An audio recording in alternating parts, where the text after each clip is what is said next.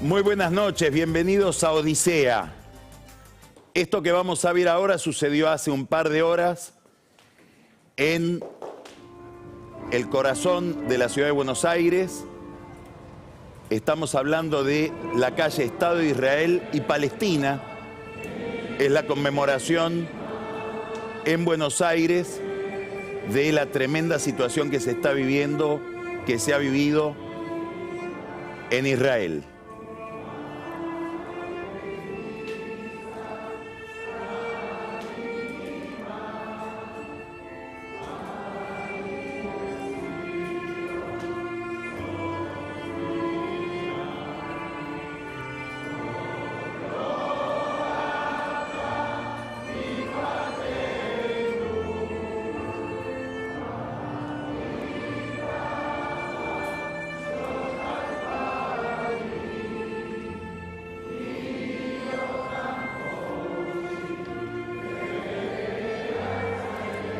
Después vamos a tener un segmento especial en Odisea con una gran periodista, una gran analista internacional que es Gayle Scriven. Y en ese diálogo, en esa charla con Gayle, vamos a poder ver las declaraciones, el mensaje del presidente de Israel, Isaac Herzog, afirmando que desde el Holocausto no se constata una masacre de judíos como la que hemos visto y la que estamos viendo después del ataque feroz de Hamás al Estado de Israel el sábado.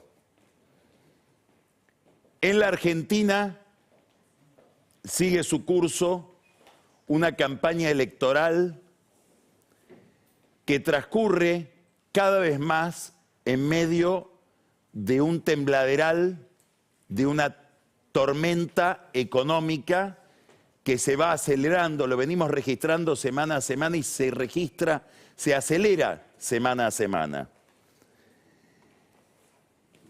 El debate de ayer es uno de los debates que están cursándose en esta situación política y económica. Fue el debate formal entre los candidatos al que después nos vamos a referir. Hay otro debate, que es el debate que se produjo hoy, no directo, indirecto, entre Javier Milei y Sergio Massa respecto de la situación económica. Vamos a hacer alguna referencia a la discusión que hubo ayer entre los candidatos que compiten para el 22 de octubre. Vamos a mirar un estudio que nos menciona las figuras más mencionadas en las redes, es de la consultora Políticos en Redes.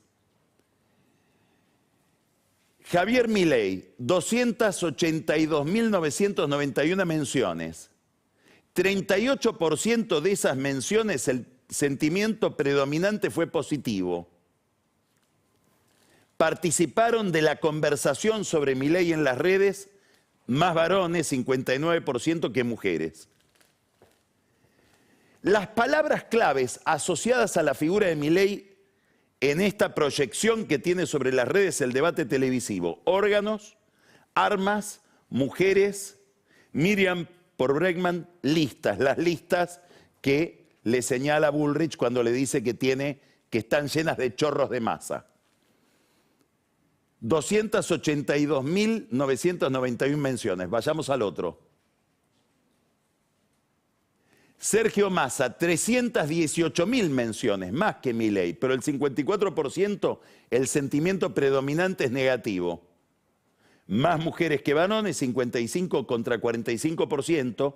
Palabras clave: mujeres, FBI, Patricia Tigre e Insaurralde. Son palabras asociadas a Massa. Patricia Bullrich, la tercera figura más mencionada, 290.000 menciones, 32% de sentimientos positivos. También más participación de varones que de mujeres, 56%. Y las palabras claves asociadas a Patricia Bullrich: seguridad, armas, por la discusión con Milei, Insaurralde, papas y puré, que fue ese mensaje irónico referido a Massa: nos estás haciendo puré, no estás sacando las papas del fuego, nos estás haciendo puré. Este es el tono del debate, que tuvo algunas curiosidades. Probablemente la más llamativa es lo deslucido que estuvo Milei respecto del domingo anterior, cómo se recuperó Bullrich en agresividad, en nitidez, en estrategia. Había estado muy borrosa en el primer debate, y en comparación también con el primer debate, donde no es que tuvo un gran papel, le había ido muy bien, la había sacado muy barata, en este Massa sale castigado. Más allá de todo, curiosamente, hay algunas curiosidades que me interesa destacar de Javier Milei. La primera es cierta incapacidad para referirse a temas políticos, una especie de economicismo extremo, de reduccionismo de todo a la idea de mercado, a la lógica de mercado, a las ideas económicas. Tanto que cuando le preguntan por la seguridad, termina hablando de teoremas de Gary Becker, que es un economista de la Universidad de Chicago, ex premio Nobel, pero muy poco conocido para el público en general, y con ideas que conectan muy poco con los sentimientos que se viven respecto de la inseguridad. La otra curiosidad de Milei, y esto sí es misterioso, tuvo dos oportunidades ayer para encarnar en casos concretos, que sí conmueven a la opinión pública, su idea de que hay una casta de la que él está excluido. Uno es el caso Chocolate, recaudación de políticos a través de sueldos que cobran empleados muy modestos de la legislatura bonaerense y que se lo tienen que entregar a los legisladores que los contratan a cambio de tener una jubilación y obra social. Sigue sin referirse a esto Milei, que sería una idea muy movilizadora, una imagen muy movilizadora de lo que él señala como un pacto de toda la política. Daría la impresión de que también La Libertad Avanza está metida en este pacto. Y el otro es el caso Escapolán. Nosotros hemos hablado hasta el cansancio de Escapolán en Odisea. Es un fiscal que fue removido, un fiscal del norte de la provincia de Buenos Aires, fiscal provincial, removido por formar parte de una banda, estar ligado a una banda de policías vinculados al narcotráfico en la provincia de Buenos Aires. Y hubo una denuncia de Sandra Rosso Salgado, que es la que le inicia una causa, una investigación sobre Escapolán, fiscal federal de San Isidro, diciendo que había figuras ligadas a la política, concretamente a Cristian Ritondo. Habló de un abogado, Marcelo D'Angelo, que es o fue asesor de Ritondo en el Ministerio de Seguridad de la provincia de Buenos Aires, y era abogado de uno de los policías señalados como policías narcotraficantes. Es decir, a 2 pasos de Ritondo, el policía narcotraficante. Sin embargo, lo curioso de ayer es que Milei no habló de este caso, que es un caso que involucra muy de cerca a Sergio Massa, una relación muy estrecha con Escapolán, tanto que la única legisladora que en el juicio político, en el jury que se le sigue a Escapolán en la provincia de Buenos Aires, en la legislatura y en las organizaciones, en la institucionalidad bonaerense, la única legisladora que lo protege es una legisladora del Frente Renovador de Massa. Es decir, que tenía a Massa con Escapolán y a Ritondo, primer candidato a diputado de la lista de Bullrich, y Milei no abre la boca. Daré la impresión de que esta idea de que hay una casta es una idea abstracta, es una idea para movilizar a la campaña, pero que no desciende a cosas concretas. No entendemos muy bien por qué. Lo curioso es que ayer fue Bullrich la que le tiró encima el caso Escapolán a Massa sin que Massa contestara. Estamos hablando de un tema de extraordinaria densidad, escandaloso, porque estamos hablando de policías, fiscales ligados a la droga. Pasó casi sin pena ni gloria el nombre de Escapolán en el debate presidencial, y Milei tal vez ni sabe de qué se estaba hablando cuando se hablaba de ese fiscal. Otra curiosidad, otros temas que pasan prácticamente sin estridencia. ¿Qué le quiso decir Patricia Bullrich a Massa cuando le habla de Tongolini. ¿Qué es Tongolini? Tongolini es Matías Tombolini, el secretario de Comercio, extraordinariamente sospechado, tanto él como su segundo, Germán Cervantes, hay mil versiones en el mundo de los importadores. Pancho Olivera se dedicó a esto largamente aquí en Odisea, las versiones por las cuales se afirma que para conseguir introducir mercaderías a través de la aduana con la aprobación de la Secretaría de Comercio hay que dejar un diezmo. Esto tiene tanta densidad, se ha vuelto tan consistente esta versión, que en un debate presidencial, Patricia Bullrich, al hablar del secretario de Comercio, Tombolini, lo llama Tongolini. Nadie preguntó sobre el tema, nadie lo explicitó. Pareciera que nos vamos acostumbrando a determinado nivel de degradación en relación con la ética y con el manejo de los recursos públicos. ¿Por qué no se habla de esto? ¿Será verdad que hay gente de la oposición, del partido de Milei y también de Juntos por el Cambio, que hacen negocios con Tombolini, amigos de Massa, para poder introducir mercadería que está retenida en la aduana o por la Secretaría de Comercio? Es un gran signo de interrogación, porque es curiosa la negligencia de la oposición, más allá de lo que dijo Bullrich, que ella sí lo señaló, también señaló lo de Scapolán, pero hay una especie de silencio raro, porque estamos en campaña y es rarísimo que no se levanten estos temas que podrían ser tan interesantes para una oposición más severa con el gobierno. Otra novedad del debate de ayer, importante, relevante, porque tiene que ver con el juego general de la política en relación con esta campaña y sobre todo de la campaña de Massa referida a Juntos por el Cambio. Es la presencia de Macri en la organización de las posiciones de Patricia Bullrich en el debate de ayer a la noche. Macri que visita a Patricia Bullrich en el hotel donde se estaba preparando toda la exposición de Bullrich, inclusive le aporta ideas y empieza a despejarse el rol de Macri en la campaña, un rol confuso al comienzo, en parte por torpezas de Macri, pero empieza a quedar claro que Macri respalda a Bullrich y Bullrich empieza a decirlo. Y Macri empieza a explicarlo en su entorno, con términos bastante contundentes. Dice, al final, ¿quién puede creer que con todo el apoyo que yo le di a Bullrich, con todo lo que he hecho por la candidatura de Bullrich, no lo dice así abiertamente, pero lo que está diciendo, con todo lo que hice para que Bullrich le gane a Larreta, ¿quién puede creer que a mí me conviene que Bullrich no gane y que se venga todo abajo? Bueno, esta idea de Macri desbarata todo un argumento de campaña inteligente de Massa, que era plantear un duelo entre Bullrich y Macri para introducir ruido en Juntos por el Cambio en plena campaña. Fue un problema que tuvo la campaña de Bullrich durante las 2 primeras semanas posteriores a las PASO. Massa tiene otra línea argumental, también muy inteligente, para dañar a Juntos por el Cambio.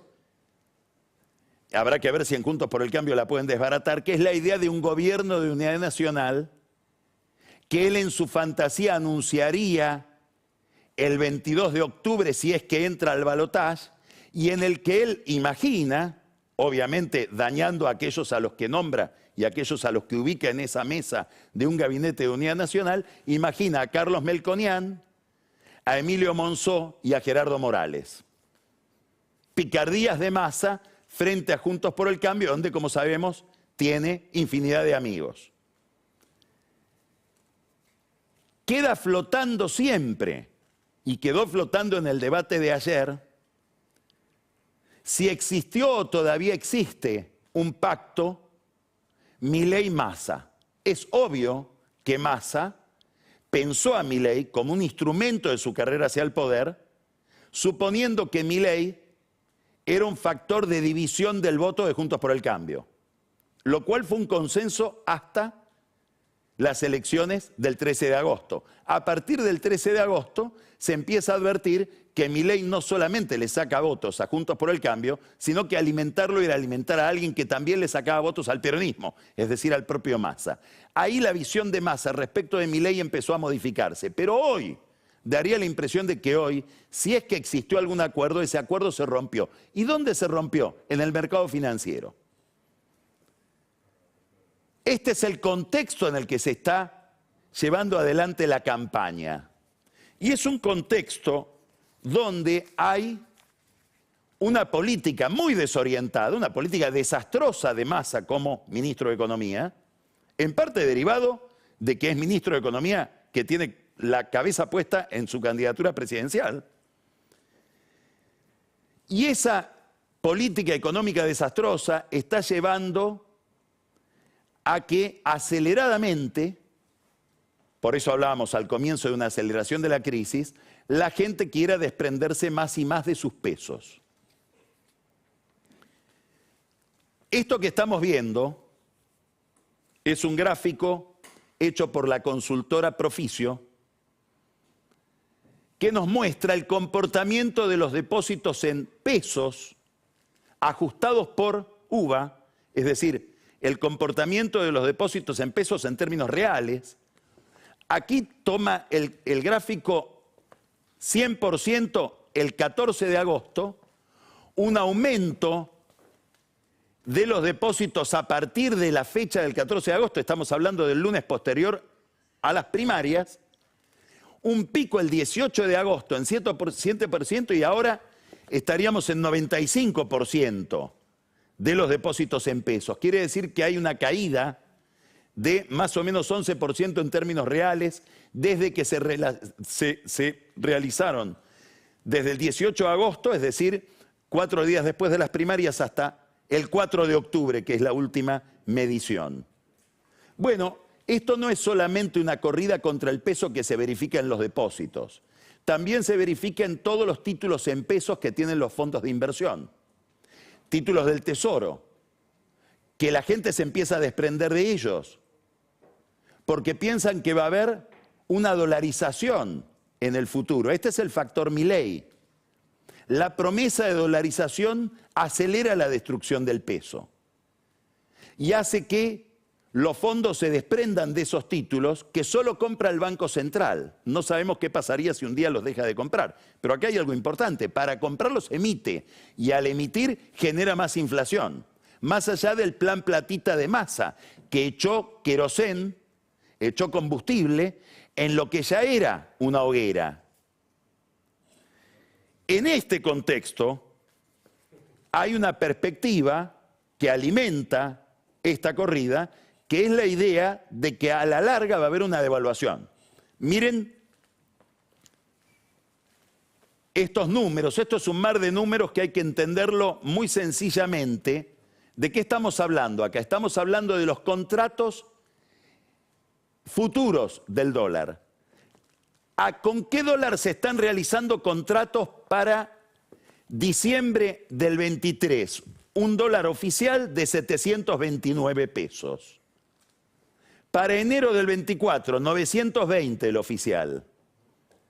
Para febrero del 24, 1065. Para marzo del 24, 1050. Esto es lo que está mirando el mercado. Y por eso hay una corrida, un repudio al peso. En este marco tan inquietante, esto supone una perspectiva de devaluación que obviamente afecta a los ingresos de todos aquellos que tienen ingresos en pesos. Es decir, este es un panorama muy negativo, muy triste. En medio de este panorama tan triste, Javier Milei hoy dijo: jamás hay que renovar un plazo fijo en pesos. Y él pasa de la idea financiera a la idea política, que es la que está detrás de todo su concepto financiero. La moneda peso debe ser repudiada porque la emiten los políticos. Es decir, en su visión de las finanzas, en su visión de la dolarización, hay una ideología política que supone que el político que, bueno o malo representa a la gente, no puede tener entre manos algo tan delicado como la moneda. Esto lo dijo el asesor de Milei en materia de dolarización, a quien él le promete ser el presidente del Banco Central, Emilio Campo, cuando en una conferencia de Fiel dijo: tenemos que dolarizar para evitar los malos gobiernos. Es decir, le tenemos que quitar a la democracia la posibilidad de tener una política monetaria, porque el problema no es la moneda, el problema son los políticos. Es decir, que hay un puente entre la idea de dolarización y el reproche de o la denuncia de la existencia de una casta. Bueno, obviamente que cuando Milei dice no hay que renovar plazos fijos en pesos, acelera la corrida, acelera el incendio, en parte porque él sabe que en las encuestas sus posibilidades van de la mano de la inflación y de la dolarización de la economía, es decir, del trayecto del dólar blue. Acá hay una sociedad perversa entre Massa y Milei, una sociedad que perjudica a Massa. La mala política económica de Massa es el principal impulsor de Milei. Y él acelera la crisis. E irresponsablemente, podríamos decir cruelmente, pide el incendio cuanto antes por algo que él mismo Milei se encargó de aclarar en Mar del Plata. En la medida en que se destruya más el peso, que es la moneda en la que cobran el 99,9% de los argentinos, en la medida en que esa moneda se destruya, va a ser más fácil para mí dolarizar. No dice algo más inmediato y, si uno quiere, más mezquino. En la medida en que se destruya el peso, aumenta la inflación. En la medida en que se genere más incertidumbre, más inseguridad, se enciende más la hoguera y yo llego más fácil, tal vez apuesta, con este discurso costosísimo en materia económica, a ganar en primera vuelta las elecciones del 22 de este mes.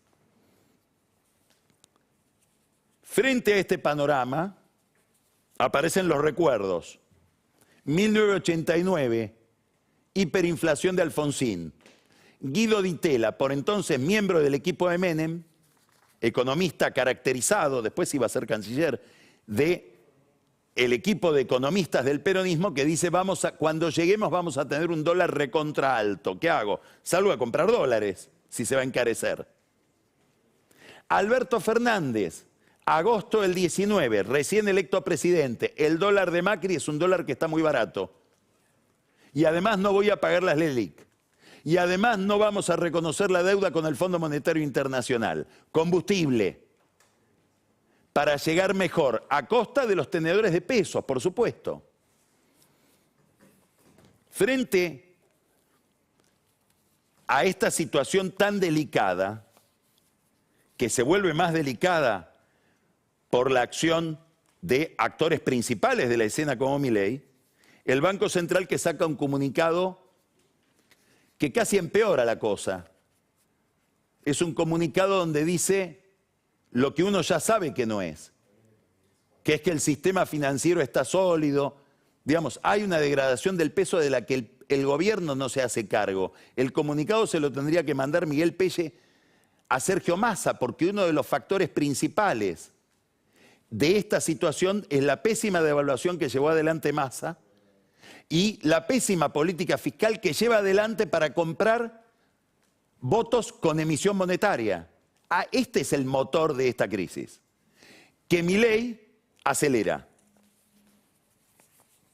Por supuesto que hay respuestas de los economistas. Desde la campaña de Patricia Bullrich habló Melconian y habló un economista independiente, extraordinariamente sensato, Miguel Kigel, que dijo: hoy es un delirio querer provocar una hiperinflación. Que de esto se trata, frente a esto estamos.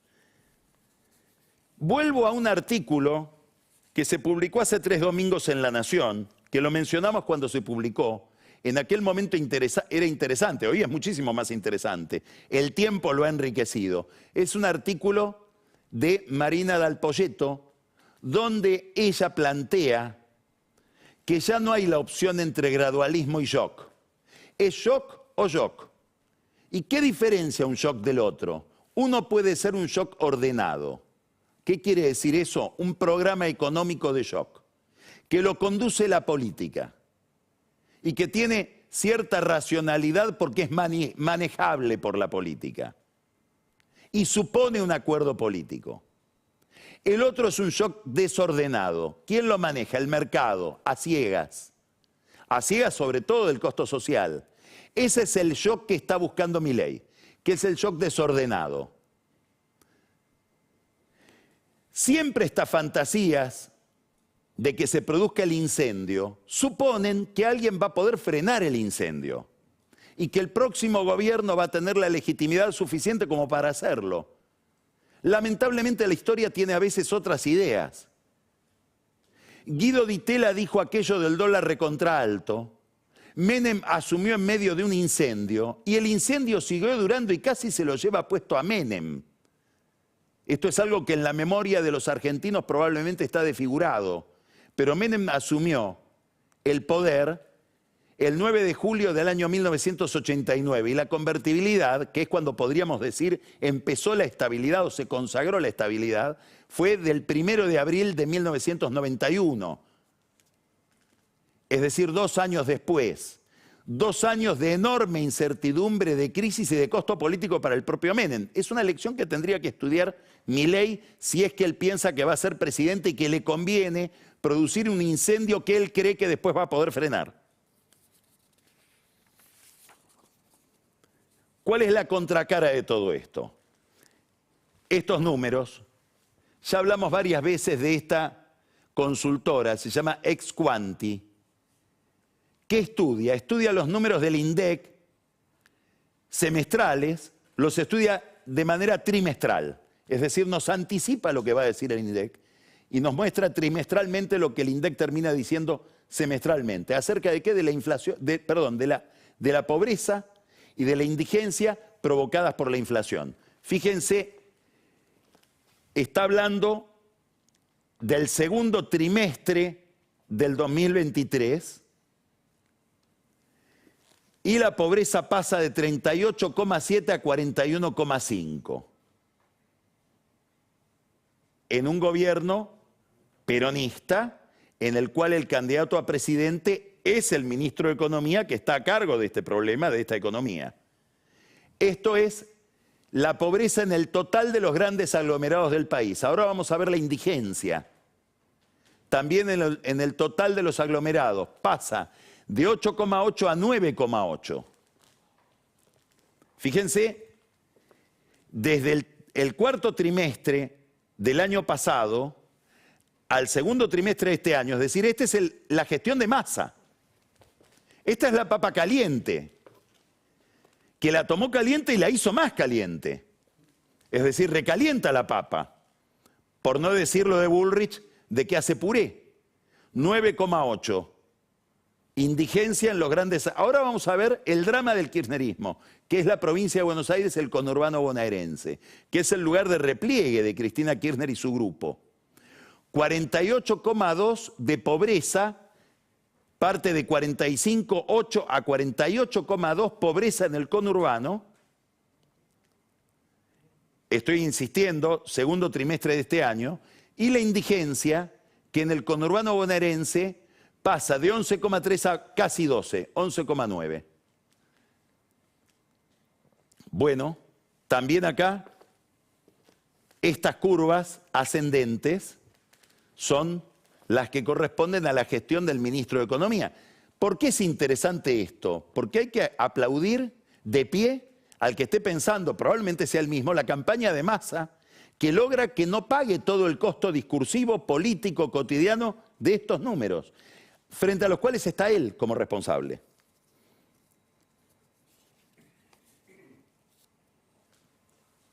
Crisis de inflación, huida del peso, aceleración de la devaluación.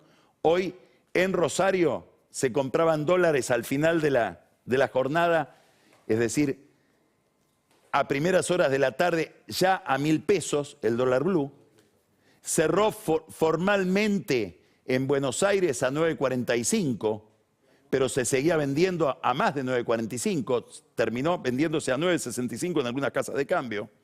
Es decir, una aceleración de la pobreza que se va a proyectar dramáticamente sobre la inflación, produciendo esa devaluación y esa inflación, estos números de pobreza.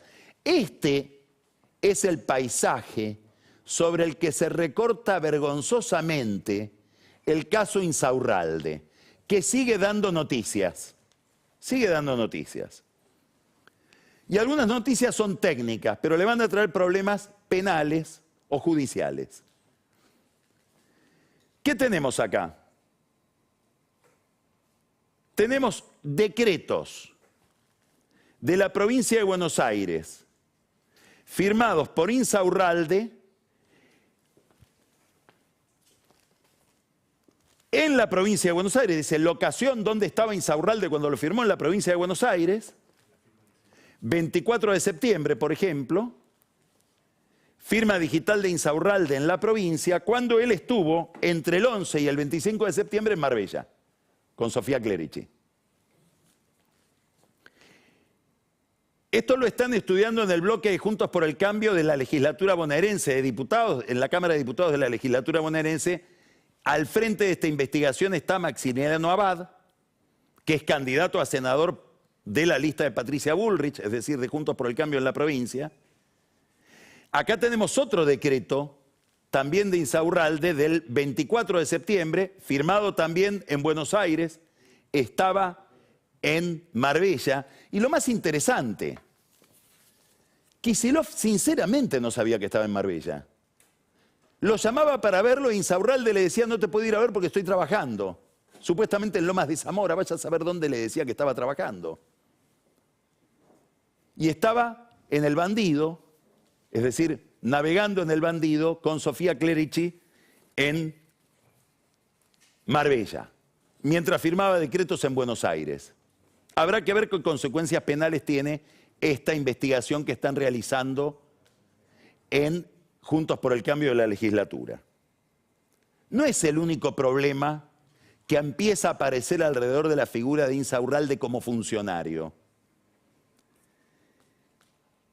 Hubo, durante el año pasado, un programa televisivo conducido por Jessica Sirio, que se llamó Mujeres de la Selección. Es un programa donde Jessica Sirio se trasladó a Europa, visitaba capitales europeas, dialogando, realizando entrevistas con esposas de jugadores de fútbol que estaban en ese momento jugando o iban a jugar el Mundial. ¿Qué es lo interesante de esto? Que Mujeres de la Selección era presentado por Casino Victoria. Miren el programa.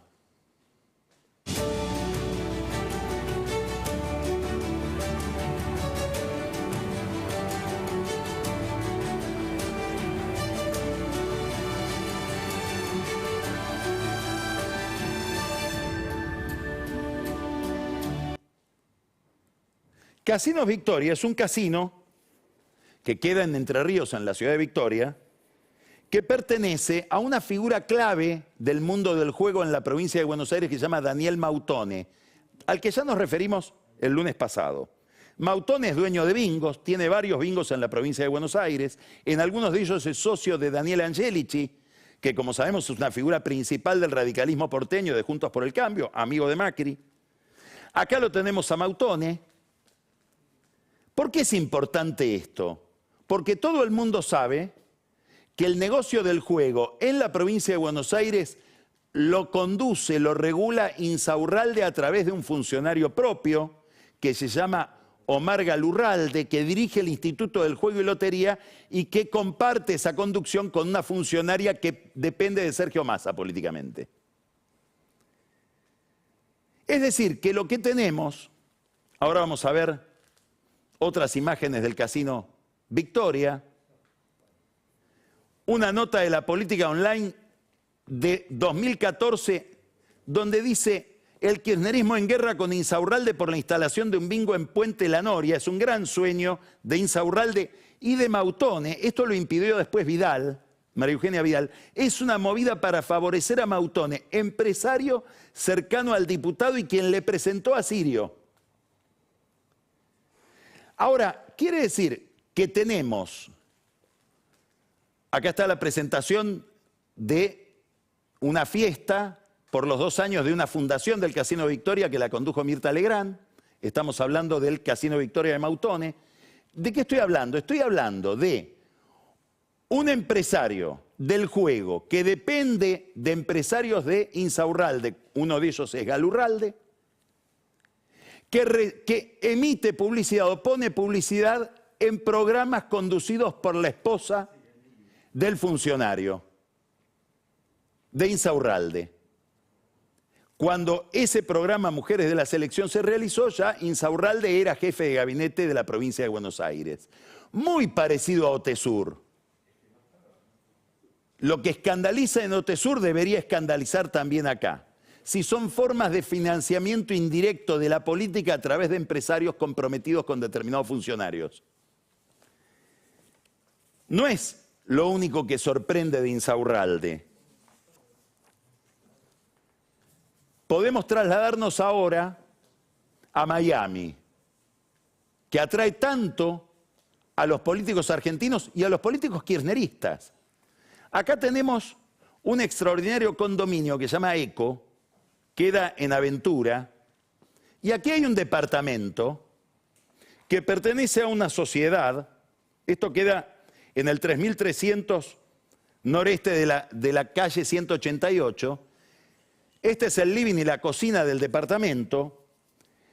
Esto pertenece a este departamento a una sociedad que se llama J&M Twins. No lo podemos afirmar, subrayo, no lo podemos afirmar, pero todas las versiones dicen que J&M quiere decir Jessica y Martín. Y en esta cocina la vemos haciendo uno de sus programas por Instagram a Jessica Sirio. Y mi multivitamínico con agua. Ahí. Multivitamínico de Pilar. Volvemos a la foto. Es rico de naranja. J&M Twins, una sociedad que tiene como representante a Doron Corcos y Rachel Corcos. Son personas que suelen ser elegidas por los que arman sociedades offshore como representantes de esas sociedades. Detrás de esto está Insaurralde, es la casa de Insaurralde y Jessica Sirio. A Jessica Sirio se la ve muy seguido en ese departamento. J&M son ellos, preguntas para la justicia. Lo cierto es que este departamento está tasado hoy en $1.800.000. Acá tenemos el lugar donde podríamos disfrutar si nos invitara Jessica Sirio a este edificio que se llama ECO en Aventura. Esta es la pileta. Infinita la pileta, como Insaurralde, que empieza a ser infinito. Hubo ya una denuncia de Graciela Ocaña por la presunción de que haya un giro de $20 millones a una cuenta en Uruguay. Obviamente Jessica Sirio dijo que ella no tiene ninguna cuenta, que nunca vio esa plata toda junta. Sería sorprendente si dijera lo contrario. ¿Qué es lo importante? Que el Banco Central Uruguayo ya empezó a investigar el tema. Ayer se habló de todo en el debate. Pero curiosamente, ni el del domingo pasado, ni el de este domingo, en ninguno de los dos debates apareció un tema que nos está preocupando a los argentinos desde hace demasiado tiempo y que estalló con estos escándalos bonaerenses. ¿Cómo se financia la política? ¿Qué piensa hacer esta clase política con el problema del financiamiento? Pregunta que no se hace Massa, pregunta que no hizo Bullrich, pero lo más interesante de todo, pregunta que tampoco formuló Javier Milei, a pesar de su obsesión contra la casta. Vamos a empezar Odisea, y vamos a empezar Odisea con una conversación interesantísima, les prometo, nos vamos a apartar de toda esta ciénaga y vamos a hablar con Rebeca Wang, que es una argentina con un gran desarrollo académico y empresarial en Estados Unidos, ligada a un tema que está produciendo un cambio civilizatorio. De ese cambio vamos a hablar, la inteligencia artificial. Rebeca Wang va a estar conversando ahora con nosotros. Después, ya les prometí, Gael Scriven para hablar del ataque de Hamas a Israel. Con Pancho Olivera vamos a hablar, como prometimos la semana pasada, de nuevo del problema de la salud, de nuevo de la crisis del sistema sanitario por la falta de reservas monetarias. Y Daniel Vilota nos va a llevar de nuevo al lugar de donde venimos, no Miami, Lomas de Zamora y las secuelas del caso Insaurralde.